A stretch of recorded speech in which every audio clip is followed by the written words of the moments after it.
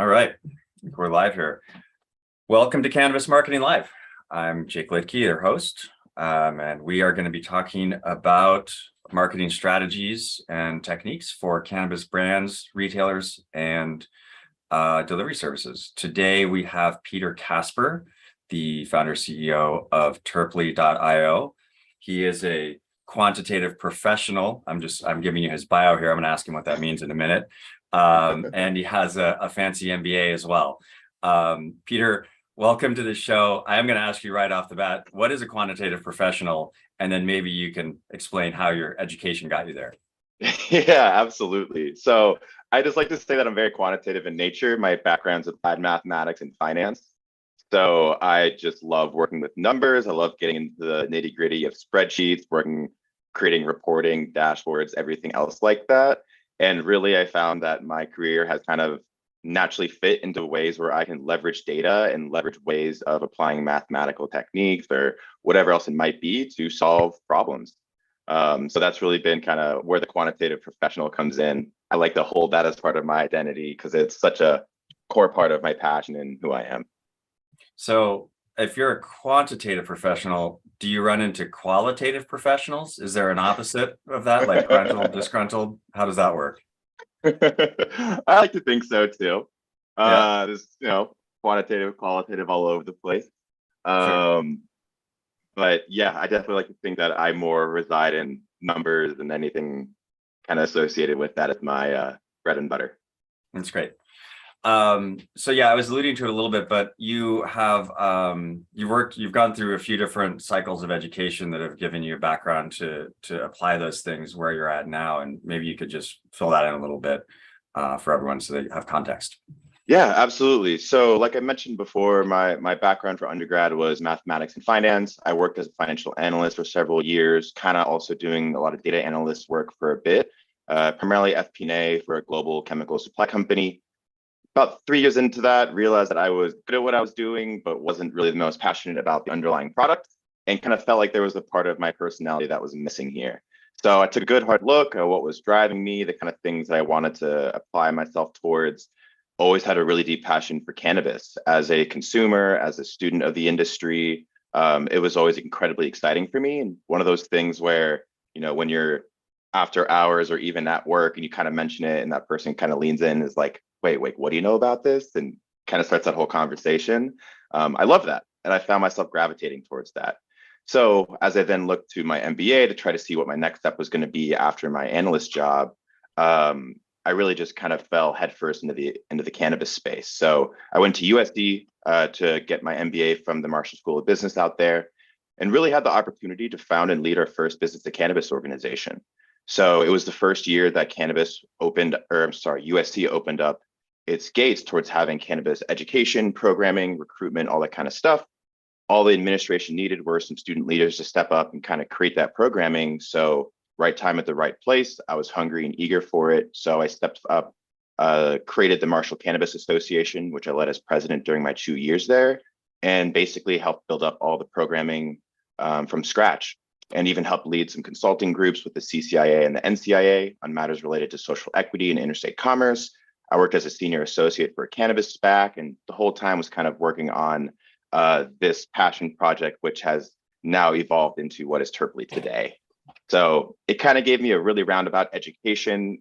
I had a fast track course in the cannabis space, but really centered all my education around technology commercialization and entrepreneurship, knowing that it kind of took the best parts of my quantitative nature with this kind of gregarious ADHD, rambunctious personality that I like to have.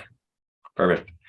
Okay, so with all of that said, let's talk about Terply.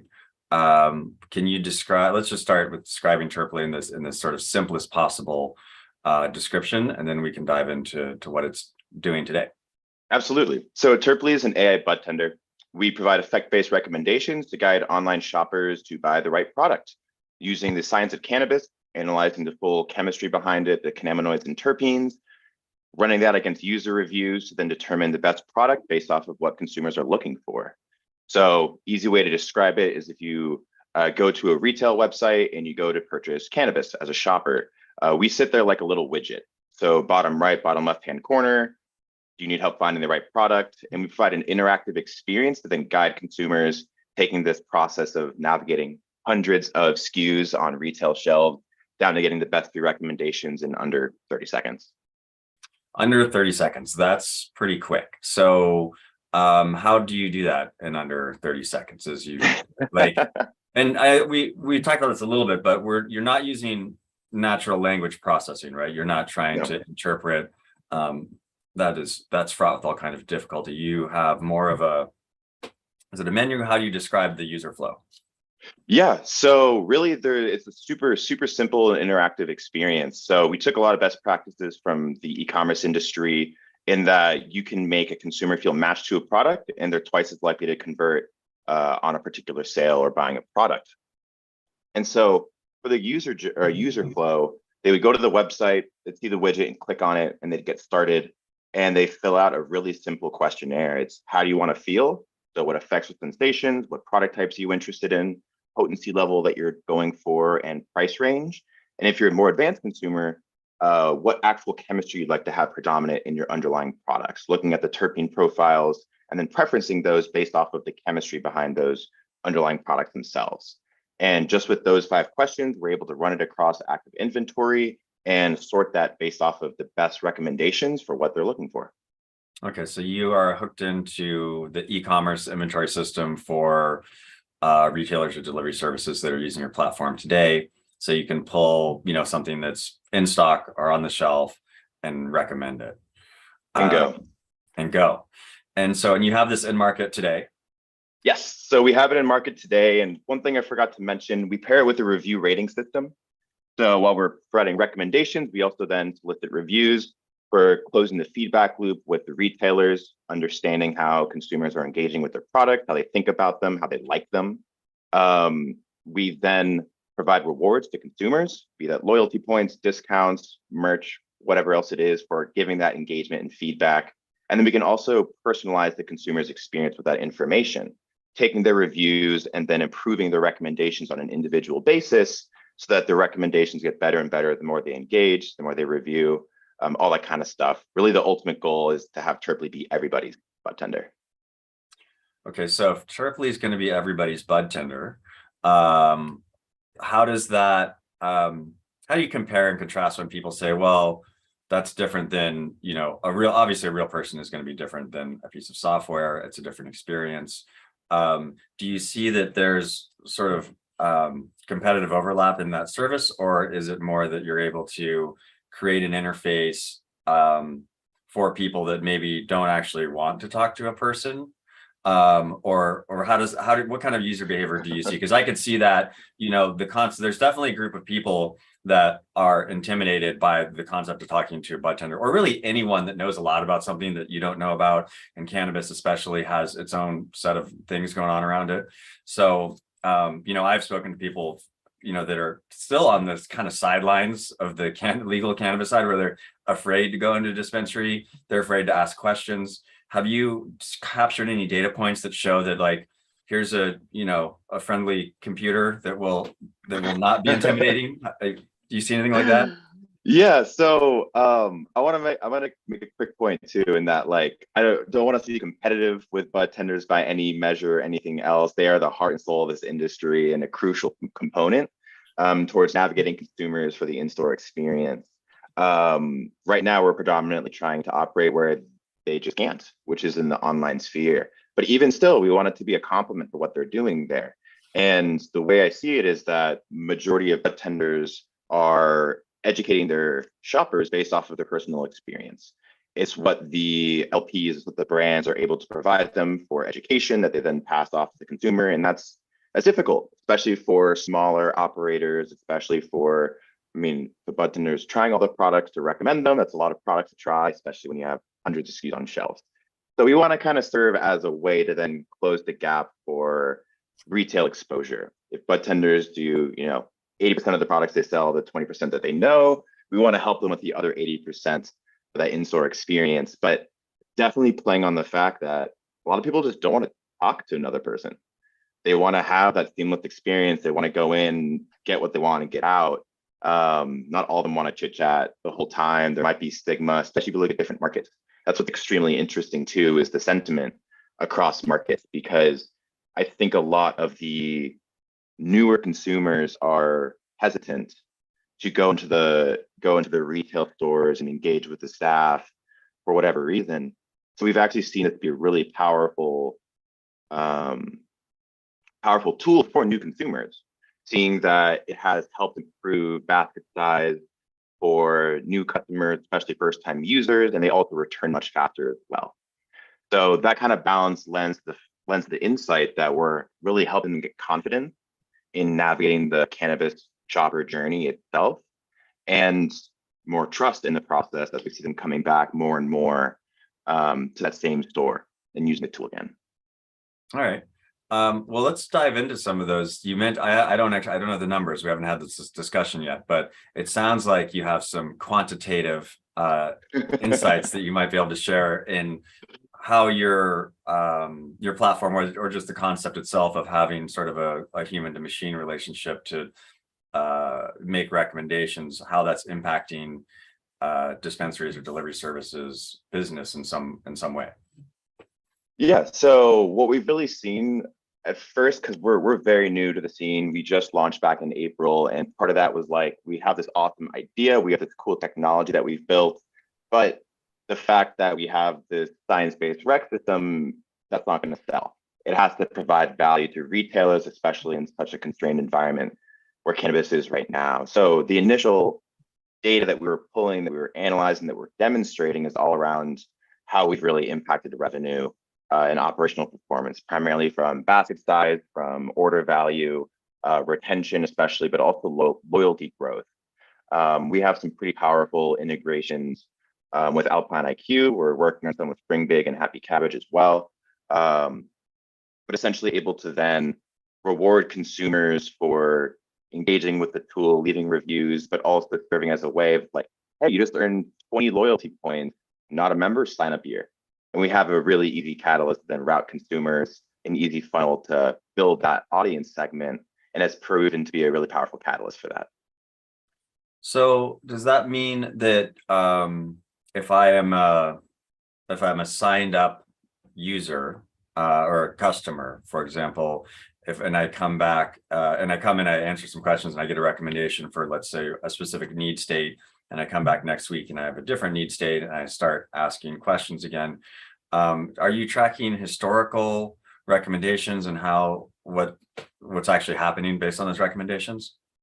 So we're tracking what's happening based on the recommendations, but we're not leveraging the previous ones into future ones.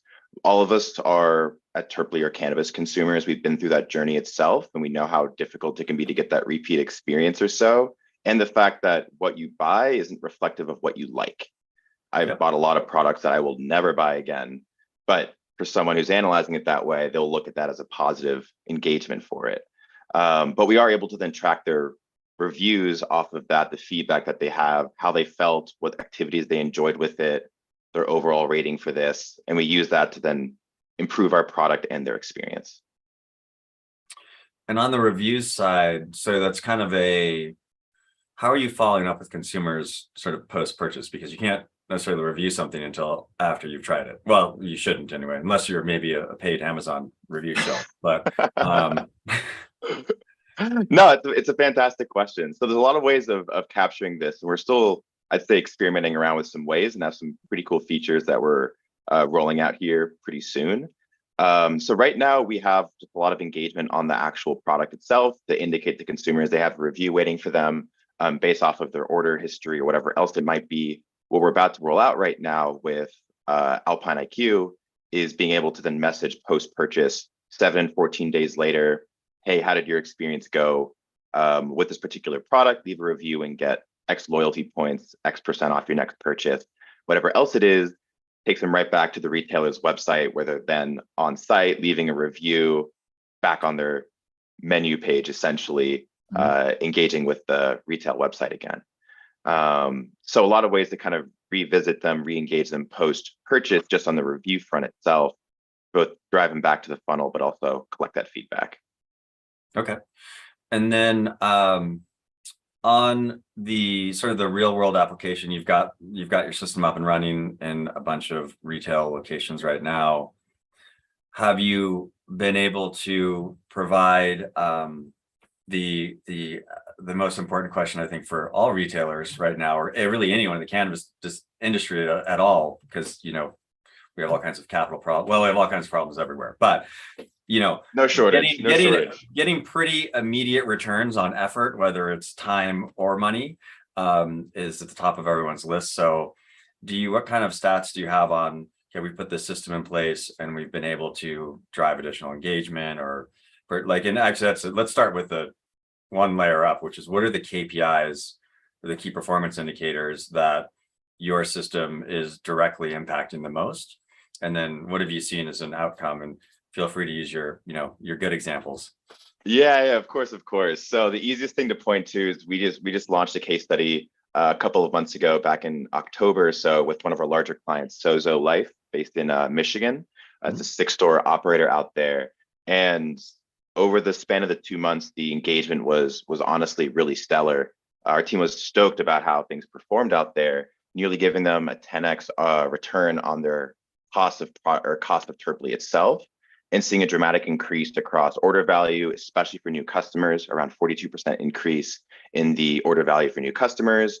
And then the days to return was about 2 to 3 times faster as well, meaning that the actual LTV for those customers, lifetime value, was dramatically higher than the people who weren't engaging with Terply itself.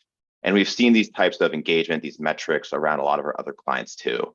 On the other thing for Sozo, we also helped capture around 20% of their loyalty signups during that time period as well. So that was a huge value add for them too, because that was a really big priority, was really building out that audience, that loyalty following, and then figuring out how to keep engaging with them. And we've seen that similarly across our other clients as well, where we often see around, on average, a 3 to 4x ROI on the cost of our product, with similar impact when it comes to the order size, order value, as well as retention. Yeah.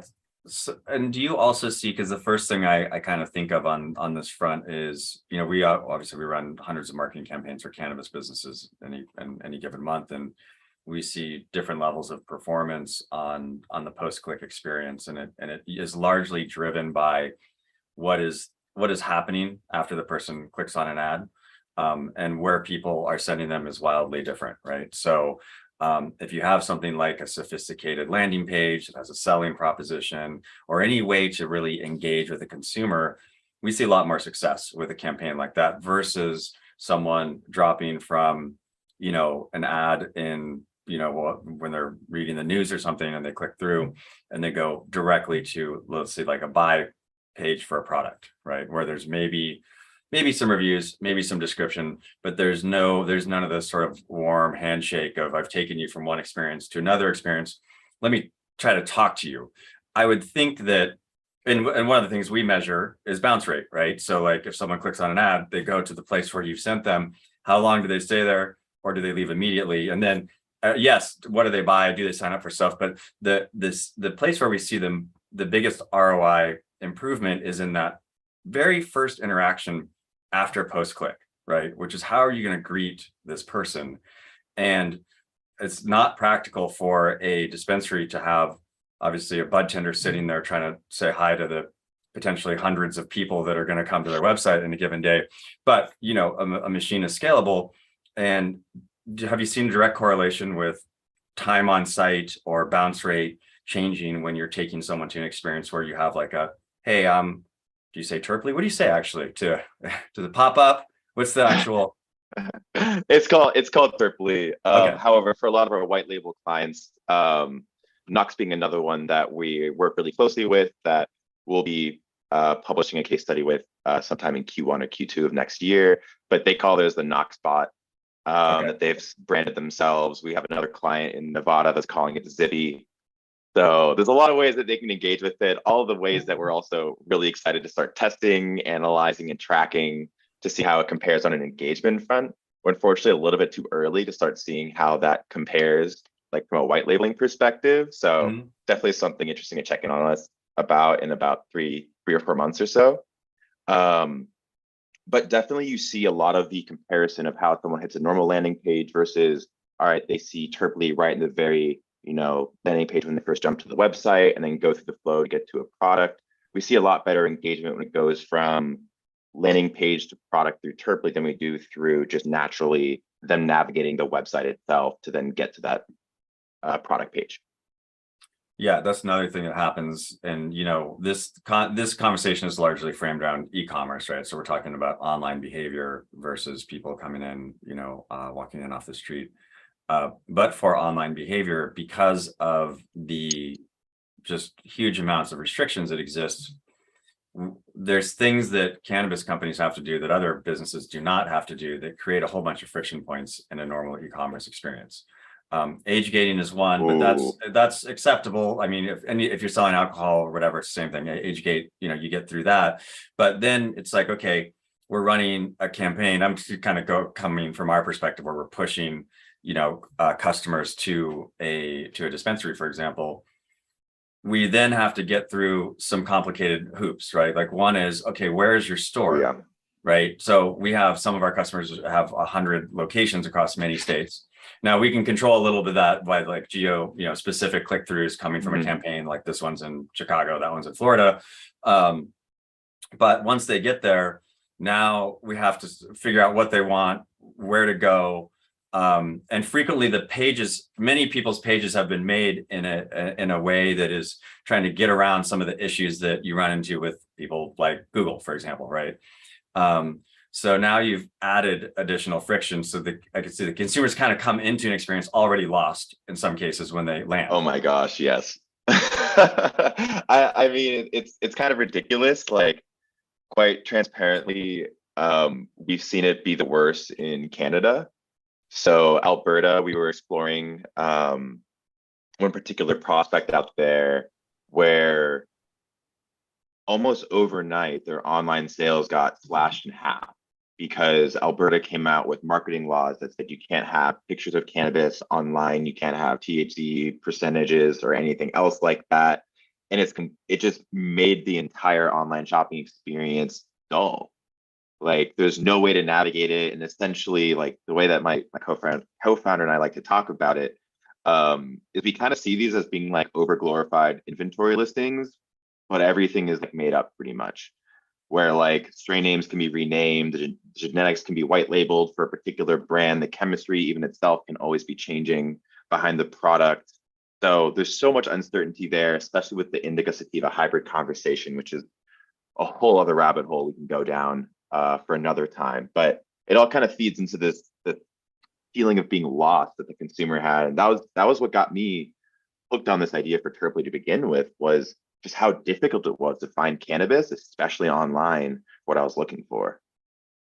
Yeah, it kind of reminds me a little bit of when this is a while ago now, but when in the grocery industry, when retailers decided to start having their own generic white label versions of products, right? So like, okay, we'll buy a product from the same manufacturer, but now they don't have to spend any money marketing, so we can drop the price 20-30%. Except that the packaging was like, and there's an old comedian that did a joke about this, like, is there a yellow truck that just says truck on the side that comes up to the store, and then there's a box that says cheese and one that says milk? And they were just like that, right? There's like what this is in a plain box on the shelf. Right. And we see a similar thing with the marketing rules in Canada as well, right? So it's you need to use very, very little imagery at all. Yeah. And I guess it's not really ironic because it's a federally regulated thing. Yep. The rules are actually much more aggressive in Canada than they are in the US. It varies a lot by state, but definitely. But it puts even more pressure to develop strategies to simplify it. I mean, I almost feel like we bring up the plethora of problems that cannabis has in the industry. Like, I feel like we always are trying to create solutions for problems that could be temporary, like in the short term, or could be temporary just like in the long term, like 2 or 3 years out. But it doesn't change the fact that the journey is really challenging and you need to have solutions to then simplify that for them. Because when everybody's landing page looks the same, when everybody has Dutchie or Jane, and there's difficult to differentiate your experience online, you need to have those tools in place to then guide them and give them that positive shopping experience. Yeah, that's a common conversation that happens a lot, like, well, what happens when the laws get easier? Or when, and actually a lot of people make a mistake and say, oh, well, when it's federally regulated, it'll get easier.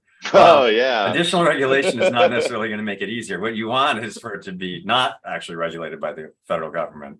But I do think that there's some parallels to what's happening in marketing as it pertains to the intersection of e-commerce and retail, right? Which, if you look at sort of what happened with when Amazon came and sort of took over the world with e-commerce, and kind of divided the world into two shopping experiences. And I think that cannabis is it's been an interesting example for innovation, because ultimately when you're talking about a delivery service or a retailer in cannabis, what you're talking about is a hyper-local e-tail experience, right? So many people they're shopping for something locally that they are going to go either purchase themselves or get delivered to them, right? So it's somewhere between Amazon and like DoorDash, right? Yeah. And that requires a different set of marketing skills, because when you're doing local marketing, it's different when you're running, like, you're going to sell, spatulas online. You can sell that anywhere in the country, right? But when you're selling a product that is regionalized, I think that will translate to other industries as consumer behavior is changing, right? So like right now, well, at least I'm not, maybe some people are not usually looking for like retail goods. I kind of think of it as like, oh, I'll order it online or I'll go drive to the store and get it. But there's a middle ground where you can find what you need and make sure it's in stock and get it delivered or pick it up, right? And I think cannabis, because of the framework that it sits in, or jail cell it sits in, however you want to describe it, has had to figure some of these things out that the other categories of like e-commerce and retail haven't been forced to do, because they have a business that works already, right? Yep. Oh my gosh, entirely so. I mean, that's a really great way of putting it, the hyper localization of the marketing, because it's so important. Like, what is the purpose of understanding how to market to a national consumer when you can only go local in that case for it? And really what we've seen across a lot of our clients too is that the user base is so different across markets and things like that, depending on the level of maturation of that market, even within the same market, depending on where they're located. If it's like tourist centric, or they have other operations in more local areas. But that just speaks to the need to design your marketing plan to really cater to who your customers actually are. You can't take a generic approach with reaching them, with engaging with them, because cannabis consumers are really fickle. And most of them are bargain hunters, or they go discount hunting. So you have to meet them where they are. You have to really understand what they're looking for, then cater to those products, then satisfy what their demands are. It's too difficult right now to do that when a consumer can just go to one shop versus another, when loyalty is so low. But understanding what they're looking for, the engagement that they enjoy, how to reach them, getting those touch points in before they're even in the door, or once they've left itself, is so critical to not just ensuring you have a healthy user base, but also retaining them over time. Yeah. So on and I know you don't call it a bot. It sounds like some people branded it that way, even though maybe you didn't want to do that. But your AI bud tender, is there going to be a time when when your product might hand a person off to an actual bud tender, like a living and breathing one? If someone, because you see this a lot in other experiences, right? You go to, let's say, Comcast, and you're trying to get something fixed on your internet. You're going to be in a AI conversation for a while, but if you get mad enough, eventually they'll kick you off to a real person. I'm not saying people get mad with your service. I recently switched my internet, so I have direct. It's fresh. Yeah. Is that something that is happening now, or you plan on? And I don't, want to give away your roadmap. I'm just asking questions. No. Very, very, very awesome question. It's absolutely on the roadmap. When we're gonna cross that bridge is a whole other question there. As a bootstrap team that runs extremely lean with limited resourcing. We obviously have to keep as focused as we can with our roadmap and really what's going to be supporting the business operation. But we've already gotten interest from a lot of clients. When you think about, I mean, going to a regular e-commerce website, you don't want to have widgets that are competing with each other for attention or for space. That just creates a disruptive or negative experience for the customer. Might be overwhelming for them. So I think a natural step would be kind of migrating or merging those together, where not finding what you're looking for or need some additional help, like to talk to someone, have like a little call button or something that links to Intercom, any of the other kind of outsourced agencies that then facilitate or support that service. Okay, great. Well, let's dive into something that you started to touch on, but then we're avoiding, which is Sativa versus Indica. Okay, so this could be a lively conversation. People have many different opinions on this, and it seems to be growing more over time that many people seem to be acknowledging that those simple labels are not only not helpful, but potentially giving people poor information for having a good experience with cannabis. So you're giving people recommendations based on limited questions you can ask them. If you can't just say, do you like Indica or Sativa? How do you point them into a direction which might be mislabeled anyway? But let's set that aside for a minute and just talk about, let's just assume the data is good. How are you going to point people in the right direction? I mean, it's definitely tough in that area. Like the Indica Sativa hybrid designations, they have a place in legacy culture, and it's something that I've butt my head against a lot, because I have routinely gotten very unhappy with products that were labeled as a sativa, but all of a sudden I'm asleep during the day, or an indica that keeps me up all night. So that really just kind of drives home to the fact that the only way to compare products on an apples to apples basis is through the chemistry behind it, the cannabinoids and terpenes. And then as the sophistication of that technology continues to grow and evolve, a lot more of the other elements of the cannabis plant to compare against each other. Apologies for the doorbell right there. But what was really appealing to me, so I believe it's Leafly's director of science, Nick Jacobus, but he came out with a whole study that analyzed tons of COA information across like 7 or 8 different states, and then compared them to those sativa, indica, and hybrid labels, and really found that the only correlation or the only connection that was there that was somewhat accurate was with the sativa, specifically with terpinolene dominant products. So think like a Jack Herrera and XJ13, like those types of products themselves. That was the only connection, where if it was a really sharp, pungent terpinolene dominant type of a product, those are almost always accurately labeled as sativas, whereas everything else, it was almost as good as random, picking between a product. And you said terpinolene? Yes. What is that? Let's explain to someone who maybe doesn't know what that is. Not me, So, obviously I know what it is, but other people might not. So for so their benefit. terpinolene is one of the terpenes that are commonly found in cannabis. Commonly is kind of a interesting way of putting it, because it doesn't have an active presence in a lot of products, but when it does, it tends to be a higher proportion for it. And like what the study that Nick Jacobus did came to, and what's really we found with a lot of our own research too, was that products that were high in terpinolene tended to give off a more stimulating, energizing type of an experience. Let me try to think of it's typically a much like sharper, pungent, kind of like a fruity-ish aroma to it or so. I believe the relation is like turpentine or terpentine. Okay, but that makes sense. Yeah, but that is one of the terpenes that are more common. People who don't know what terpenes are, they're just aromatic elements or oils that exist. Really, if you're smelling anything, you're smelling something's terpenes that they're emitting off. And the cannabis plant produces them as a defense mechanism as it's growing, but it also has been believed more commonly in the space to lead to the overall sensory experience that a consumer has, leading on a lot of individual research on terpenes, independent as well as with cannabis too. Yeah, one of the analogies that I've heard that I think is helpful is pinene is a terpene, now I'm saying terpene. A terpene. Yes, Pinene is a terpene, right? Which it sounds like exactly what it is. It smells like pine, right? Pine totally has a fine. lot of pinene, so it's a dominant terpene there.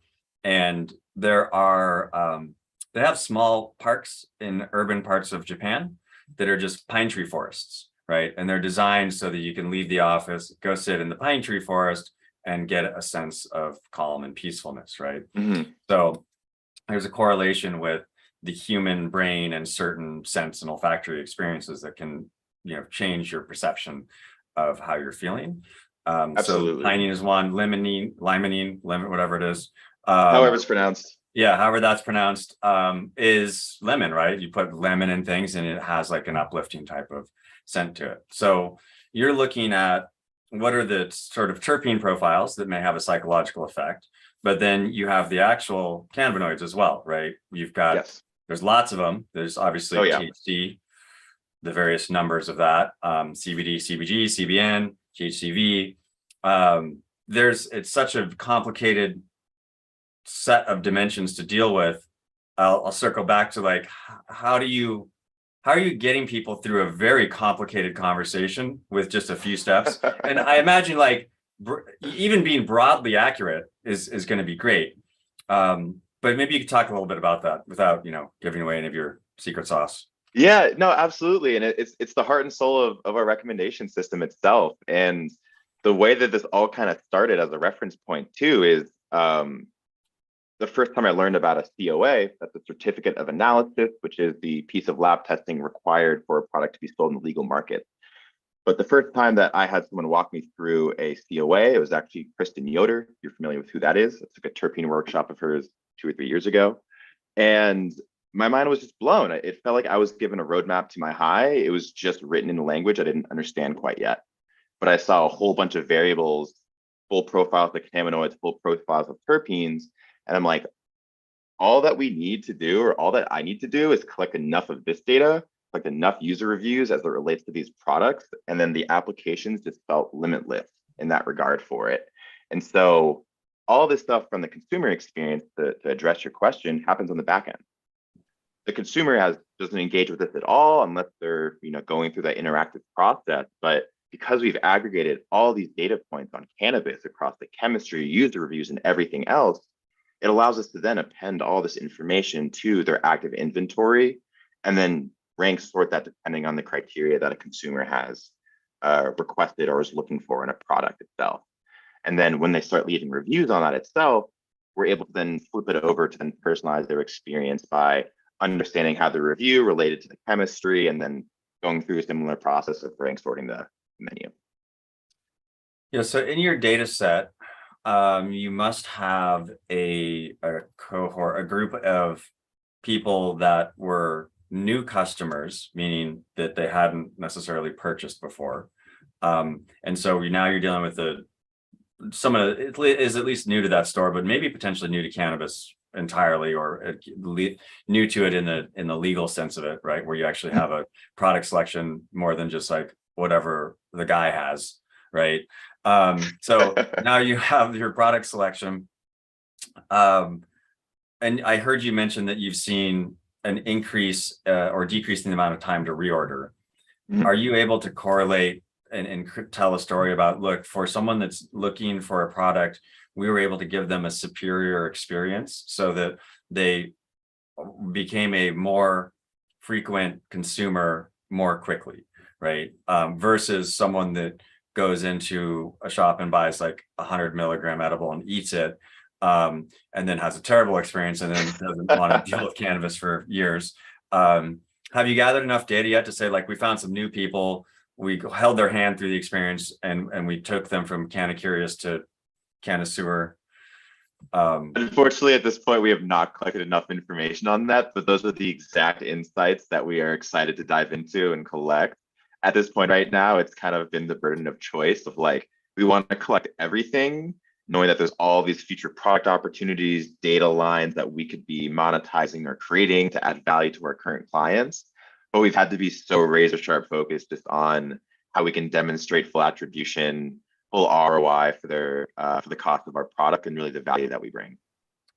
Yeah, so let's talk a little bit about attribution. That's the crux of our platform. So I like to talk about attribution. Oh yeah. Um, how are you measuring attribution, and then how are you delivering that to your customer, the retailer, in a way that they understand and give credence to, right? Because there's a lot of ways that you can draw tenuous lines to things. Yeah. And again, if we circle back to the harsh reality that our industry faces, dollars are dear, right? Any dollars you're going to spend, whether it's for doing direct advertising or a subscription to, analytics platform like what you have, or AI bud tender platform that you have, those dollars, you can't write them off like a normal No. business can. So they're very expensive, and you really have to be able to show value if you're, collecting a check from someone who's trying to run a dispensary. Oh my gosh, like that has just been like the thing keeping me up at night, the thing that my co-founder and I will always be chatting about, the thing that all of our clients want. It's understanding where their dollar's going and really how they're seeing a return on that itself. In the early days, we realized that we really needed to up the level of attribution that we're providing to our clients itself. It was just based off of like click value. We took this many people to the product detail page, but we stopped there from a visibility perspective. So a lot of this last quarter and a half or so and beyond was just about really streamlining our Google Tag Manager process there, that we can see full attribution from hit the landing page, engage with Purpley, all the inner step funnel of and going through our product, all the way from hit the PDP, added it to cart, checked out with it, came back later. So getting that full flow of information to our clients, and like talk about reducing friction. Like once we're able to then show them every little step there, it cuts out the room for ambiguity. And right now, when it comes to cannabis, that's so critical right now, because the more information you can provide that's, direct and focused, then the better decisions they can make on where to spend their dollars or whether it's a worthwhile investment. Yeah. And you mentioned an acronym there. I like to try to fill them in just because not everyone knows them all. So you said PDP. Let's walk Thank through. you. That's all right. Before you answer that question, let's walk through the entire e-commerce flow that you're seeing now for someone, and how it can be optimized, right? So let's assume that we'll take our context, right? So we're running, say, a display campaign for a dispensary like Sozo, for example, right? One of your customers. We're going to find a consumer that we think is a cannabis consumer, and we're going to show them ads. They're going to click on that. They're going to come to Sozo, and then now they're now in Sozo's world, but you're there in the corner, right? Saying hi. What is the usual flow that people go through from that point to making a purchase? Yeah. So with Terply, you're saying? Yeah, with Terply, and then you can just say what a PDP is in the middle of that. Okay, perfect. So there's a lot of what I call like our internal like best practices for Terply, because there's a lot of wrong ways to use our product. I would say like that, and it would come from just lack of experience, or as an example, having Terply in the nav bar, in the upper nav bar for a website's landing page, drives a lot more traffic there, really helps improve engagement for that. Having some banner ads in place as people are scrolling through, really helpful, getting us to show up in the search bar if there's no recommendations or there's no results that are available. Like all these different ways of providing exposure, engagement, and so on and so forth to really drive that funnel forward. But the usual experience would hit the landing page, open Terply, get a recommendation that they click on, go to the product detail page, or the page where it has all the information. That's the PDP. Add it to cart. That's the PDP. All right. Go to add it to the cart, and then seeing what other products they might add, but essentially then seeing how they then checked out with that product or kept it in their cart itself, to get that full flow all the way through, basically.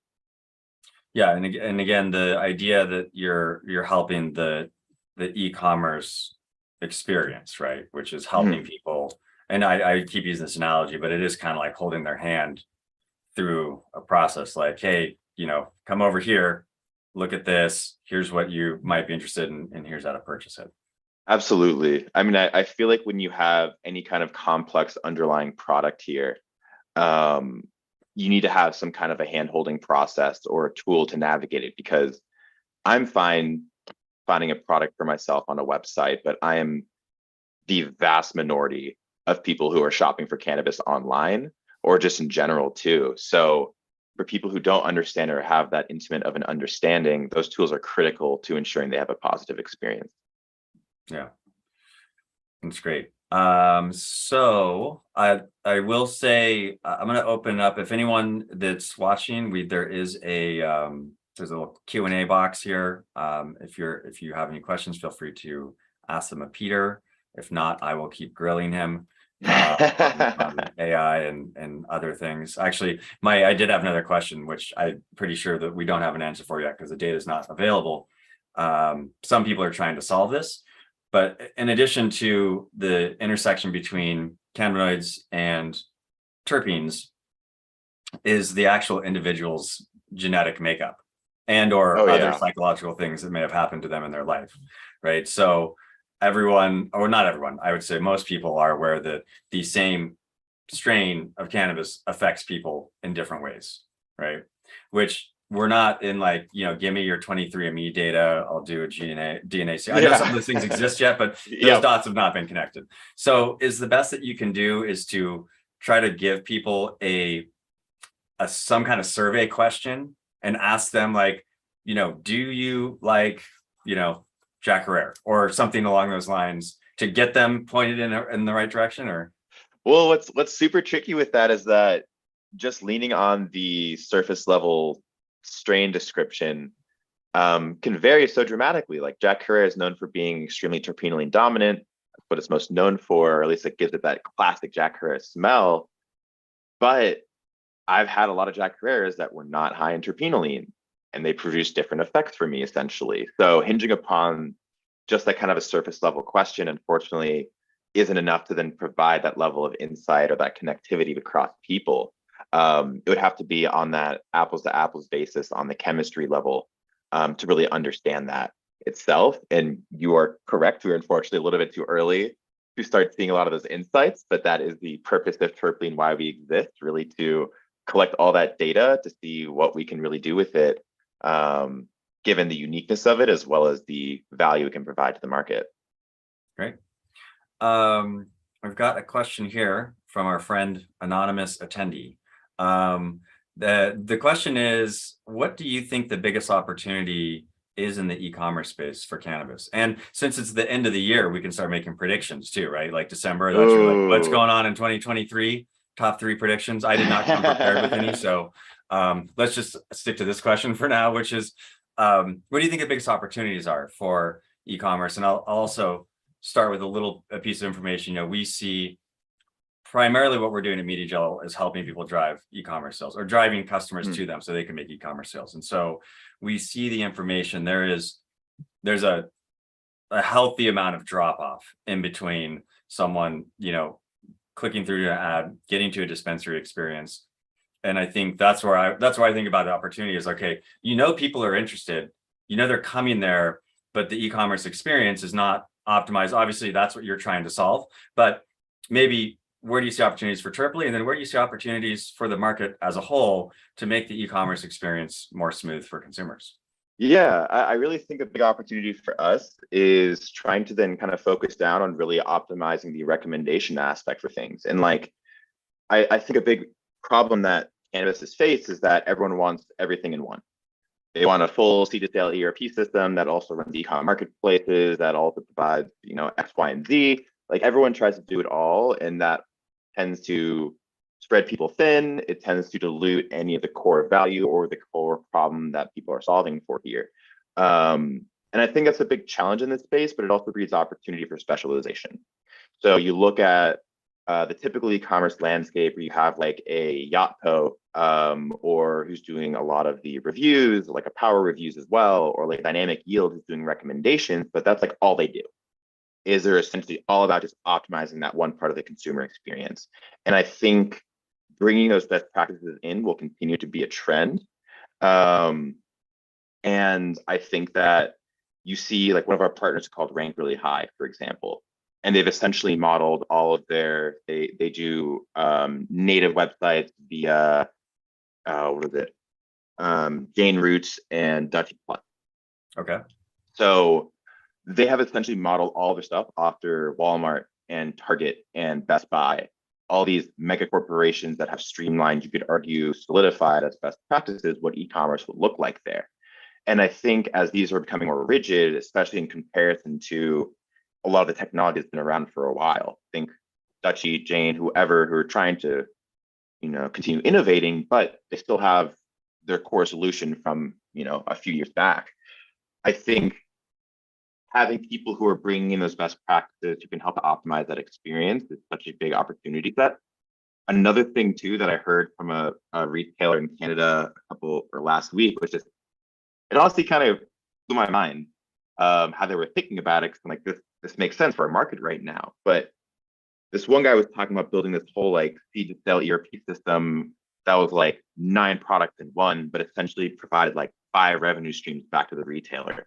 And ultimately through these revenue streams, they would actually be able to pay the retailer back, even sometimes making the product free for them in that aspect for it.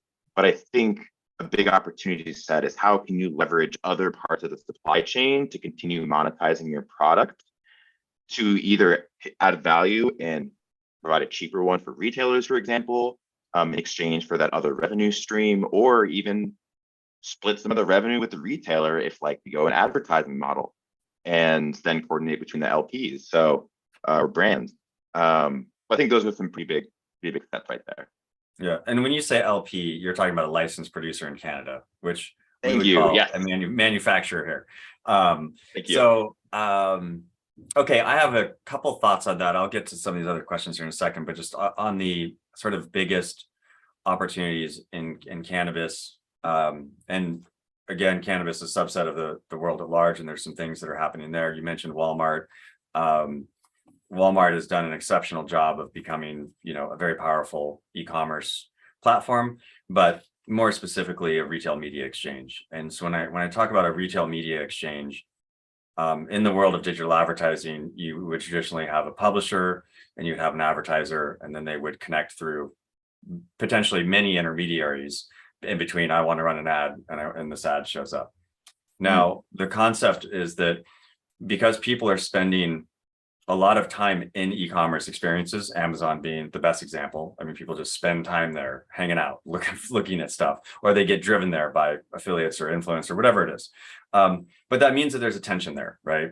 And so the concept that I've heard people talking about, which is that every e-commerce company or site is their own ad network, right? Because you now have attention.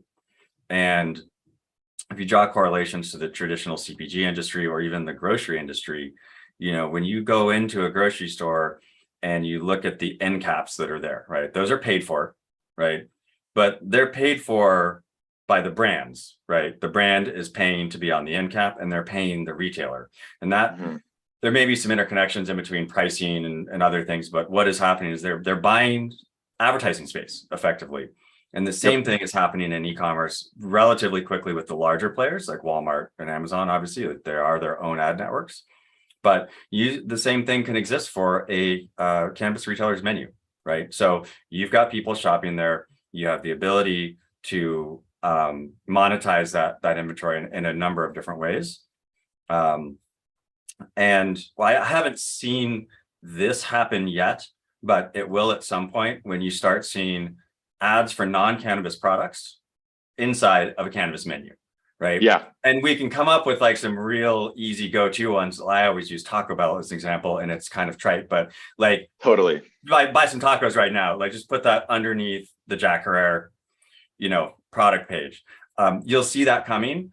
I don't know when that'll happen, but that's the example of why anyone who has an e-commerce store is themselves actually a little tiny ad network. Yeah, I think that's a fantastic projection. I've absolutely heard that too. I feel like the first people who are already doing it are going to be the Bovedas, the Raws, the ones who are like cannabis adjacent, regarding the accessories and other things like that. And then ultimately, like a Taco Bell, like a Cheetos, whatever can appeal to the stoners who are looking, who are, have it could be a smoothie. We could go with something healthy, right? Yeah, it could totally be a smoothie too for like the more health conscious, cannabis consumers and stuff like that as well. I'm excited to see that and hopeful. And it actually reminds me because when we were in Canada, we learned a lot about Buddy, the e-com marketplace up there. Yeah. And they've really disrupted, like Dutchy had a massive presence up there, and they've really disrupted the market a bit because they came out with a freemium version of their product that just had ads in it. And so they were able to get into a lot of retail stores and then monetize to support themselves via the licensed producers and manufacturers who are now advertising on their network. So like super smart. I mean, you're able to get in the door, you're able to then facilitate that, you're collecting so much data as a result, but it's another thing where I feel like it was interesting to see how that disrupted the landscape up there. Yeah, that's great.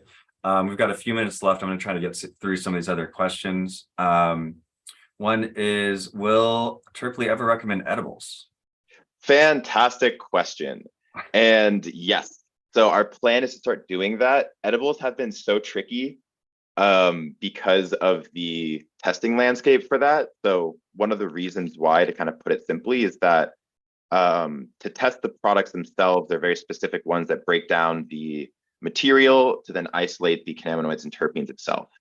There's a test for a flower product. There's a test for, concentrates, vape carts, oils, that kind of stuff.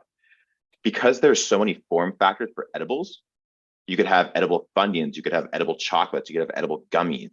All of those need a different type of test to properly break down the material and isolate the cannabinoids and other components for it, which then means that it's very difficult. So the sophistication of machinery isn't quite there. The element of terpenes being involved with it through our digestive system versus through inhalation is a whole other kind of like mystery in the space right now that needs a lot more research. All that being, it'll take a different recommendation system to properly suggest edible product, which we've already architected and mapped out. It's just a matter of resourcing and not having enough time in the day to properly prioritize it. But yes, we're super excited to be doing that. We just need enough time and resources to fully build it out. I mean, could you just start with like a MVP or a version 1 with just like edibles that are made with like live rosin or resin? Because then you kind of know what's in it, right? Oh yeah. So, but again, how is the experience different from when you dab a live rosin versus you eat a product that is infused with live rosin? It depends on how much you have. It absolutely does. Yeah. But to that point too, is it the same experience as if you were to smoke it? I just don't know. And right now there's a lot of people who are trying to do that with like strain specific, beverages or kind of edible products and stuff like that. So I'm eagerly watching to see really what research comes out about that. And then once we get our edibles up and off the ground, whether there actually is a correlation there or not. Okay. A couple other questions here. Here's one. What is the current cannabis e-commerce experience and why is it so bad? That sounds like a leading question, but how does, actually, no, this is good. Like, how does what you're doing right now bring best practices from other industries into the cannabis industry, which we always need, better. Yeah. So. Yeah, absolutely. So a lot of, as we were thinking about this, because we kind of fit our recommendation system for e-commerce. Originally, Terply was a mobile app that we tried to launch in Los Angeles, but then decided to pivot away pretty organically as we saw more opportunity in this field for it. But in all of our research, we found a lot of consistencies with some of the best practices, like a lot of leading companies. Like, look at Tommy John, for example. And as soon as you jump into that, they have a banner ad that's like, find your perfect underwear, take our quiz. And I remember one of our advisors in walking us through this just had our whole team go through and take a bunch of underwear quizzes at different websites to try to figure out which was the perfect fit for us and all this stuff. And he is the VP of e-commerce at a D2C e-commerce growth leader called Solo Brands. I'd say, I know them most by the company, of course, Solo Stove, which is the stainless steel fire pits, but also they own the brand Chubbies and a few other type of companies too. Yeah. And he was like, the number one thing that'll convert people on the website, making them feel matched to a product. Like for Solo Stove, he's like, we have an e-quiz on there. The only operative question is, how big is the space that you have to fit this fire pit? Everything else is just about capturing consumer information to leverage for marketing purposes. And it's just, oh, I have this space, cool, you get a medium-sized fire pit. So it's really easy stuff like that, but when the consumer psyche is so important to understand as they go through this process, all of a sudden making them feel matched has become something that's become a best practices in those industries. And if you have someone that answers the questions and they go through, are you pointing them at a single product, or are you saying of the 300 things on the shelf, here's 5 that might work for you? Yeah, the latter. So okay. of all the options, here are the 3 best recommendations based off of what we had on shelves. And that was a lot of what we're pulling, because we had some conversation of what's the right number of products to recommend. And it seemed like across the board, 3 was the one that most used. So we kept it easy. Also, not try to play into decision paralysis for the consumer. So keep it kind of simple and focused. It is the magic number, right? Absolutely. So I have to ask though, did anyone on your team find like a better underwear fit than they had previous to going through the underwear quizzes? Because like, this is important information. No, but everybody was just blasted with underwear ads for like the next 3 months straight, no matter where they went on the internet. Yeah. So that was a really funny thing. We're like, got another underwear ad. That's what we do. All right, I'm gonna go one. We're just wrapping up on time here, but someone did ask a question, which I think would be helpful, is what are some good sources for reliable cannabis research? Which I feel like you might be uniquely positioned to answer. Super duper awesome. So I have a bunch of Google alerts on cannabis research. Google alerts are like one of my favorite tools in the world. They just scrape whatever's going on Google and the internet to find things. And so I have a ton related to cannabis research that is a really easy place to start, but it's not very direct. Nick Jacobus at Leafly is fantastic. I mean, great speaker, but he really digests things really well. Cody Peterson is another really great PharmMD cannabis researcher. He works for the Kenigma, Kenigma being another great one too, as being one where all their articles are like reviewed multiple times by PhDs and other people that work closely in the space. So those are really, really great places to start. I also know, oh my gosh, how am I blanking on his name right now? Dr. Ethan Russo is fantastic as being a pioneer in a lot of these areas too. So that's another Google alert I have, is like anything Dr. Ethan Russo related, because he's always coming out with really interesting research that are all about the interrelationship between cannabinoids, terpenes, and the human body. Do you have something like this? Maybe this is, let's get into content marketing for a second, a little off topic, but do you have maybe links or little blog art posts or top 10 lists? Everybody loves lists. Might be a good thing to have on your website, right? Like here that's a really, really good idea. A little, synopsis, again, that'll help with SEO. Again, off topic, yeah, but doesn't hurt. No, it's perfect. We have like, oh my gosh, a whole index that we had for new hires. Thankfully, we've had our team for a while now, so haven't really dived into that recently. But we had probably like 20 or so research reports, articles, links to various things that I basically had all of our new hires go through and study, and then give us a little report once they finished their orientation about what they learned, what questions they had, and everything else. So that is a brilliant idea. There you go. All right. One last thing, you mentioned Google alerts. Do you just Google alerts to find out how to do that, or where does someone is it in your Gmail? Where do you set that up? I'm pretty sure. Let me see. Okay, you can look that up. Yeah. I think it's just google.com/alerts, and then it'll sign you into your Google account, and then like literally you're able to, like, I have 26 from AI cannabis, cannabis analytics, cannabis chemistry, cannabis delivery, cannabis personalization. Don't accidentally rattle off one you don't want to share though.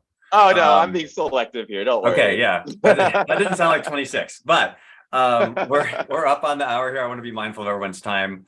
But Peter Kasper, Terply.io, can you just tell people how to get a hold of you if they want to ask you follow-up questions, or I'm assuming that you're happy to give people a demonstration of your platform if they're interested.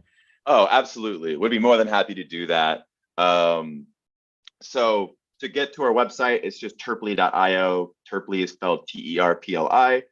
Fun fact, if you didn't catch this already, Terply is based on terpenes.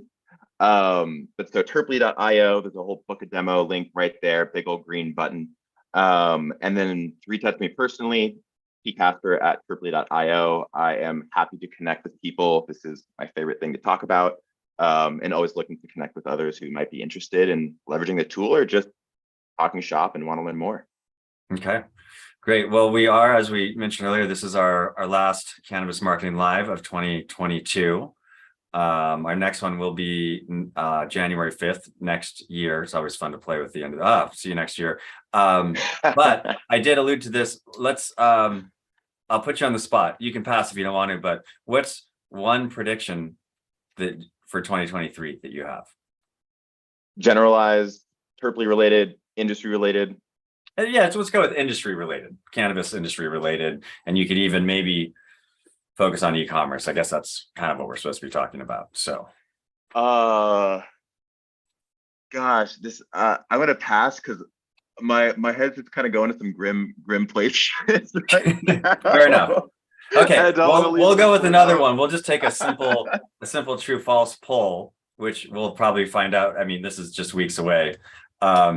Do you think that we'll see some movement on SAFE in a positive direction? The Safe Banking Act, meaning I've heard rumors this is going to go stale very quickly because we're going to find out in a week whether or not something happens in the next session. Totally.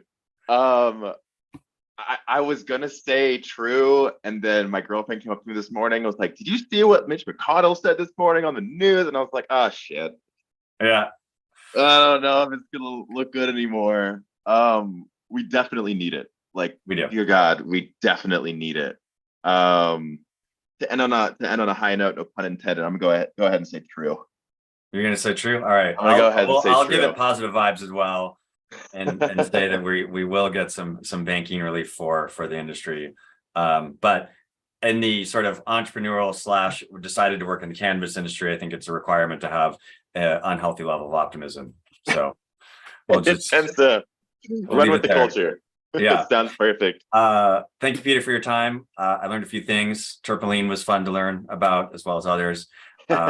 We can circle back at some point. Maybe we'll chat again and get into some more details. So perfect, Jake. Thank you so much for having me. Yeah. Thanks, Peter. Thanks everyone for listening. Have a great holiday. Take care, guys. Bye. Cheers.